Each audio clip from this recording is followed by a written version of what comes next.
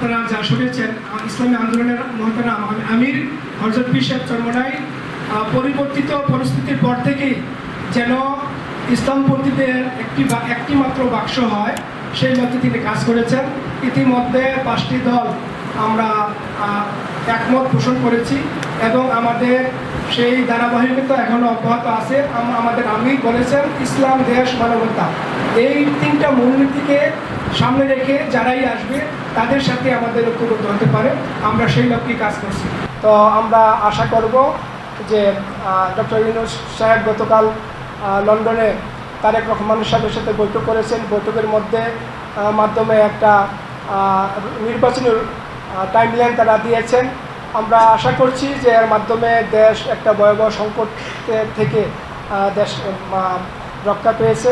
তো আমরা আশা করব সকল দলের জন্য যেন লেভেল প্লেইং ফিল্ড তৈরি হয়। লেভেল প্লেইং ফিল্ড তৈরি ছাড়া যদি নির্বাচন হয় তো এই নির্বাচনে কোনো ফলাফল সাধারণ মানুষের পক্ষে আসবে না।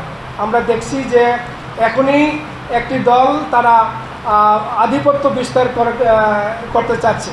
এই জন্য যদি লেভেল প্লেইং ফিল্ড তৈরি না হয় তো এই জন্য এই নির্বাচনে মানে অন্যান্য দলের ফলাফল তারা তাদের পক্ষে পাবে না। এই জন্য আমরা অবশ্যই নির্বাচন চাই, তবে যেন সকল দলের জন্য সকল অধিকার, সমান অধিকার নিশ্চিত হয়। বছরে যারা দেশের সম্পদ পাচার করেছে, পাচারকৃত টাকা উদ্ধারের জন্য আমরা ধারাবাহিক আন্দোলন করে আসছি এবং জুলাই আগস্ট বিপ্লবে যে শত শত ছাত্র জনতাকে নির্মমভাবে হত্যা করেছে, এই হত্যার জন্য আমরা ধারাবাহিক আন্দোলন করে আসছি। আমরা বলে আসছি যে গণহত্যার বিচার, রাষ্ট্রীয় সংস্কার করার পরেই আমরা নির্বাচন চাই। আমরা সেইভাবেই আমরা এখন পর্যন্ত এই কথার উপরে আমরা আমাদের আমির অটল অবিচল আছেন।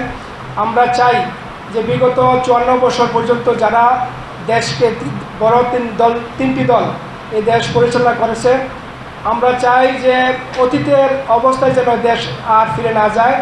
এই জন্য একটি ফলপ্রসূ নির্বাচন হয়, আর ফলপ্রসূ নির্বাচনের জন্য আমরা সংস্কারকে অত্যন্ত গুরুত্বের সাথে দেখেছি। আমরা বলে রাখছি যে জাতীয় নির্বাচনের আগে আমরা স্থানীয় নির্বাচন চাই। এই জন্য যে স্থানীয় নির্বাচনের মাধ্যমে আমরা বর্তমান যে নির্বাচন কমিশন, এই নির্বাচন কমিশনের সক্ষমতা আছে কিনা, যে তারা জাতীয় নির্বাচন সংগঠিত করতে পারবে কিনা, তাদের নেতৃত্বে সুষ্ঠুভাবে নির্বাচন পরিচালনা হবে কিনা, এই জন্য আমরা দেখতে চাচ্ছি যে স্থানীয় নির্বাচন আগে হোক। স্থানীয় নির্বাচনের পরই আমরা জাতীয় নির্বাচনের তফসিল ঘোষণার জন্য দাবি জানাচ্ছি।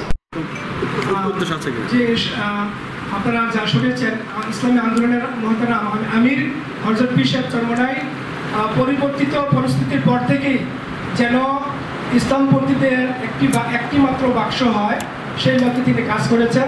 ইতিমধ্যে 5টি দল আমরা একমত পোষণ করেছি এবং আমাদের সেই ধারাবাহিকতা এখনও অব্যাহত আছে।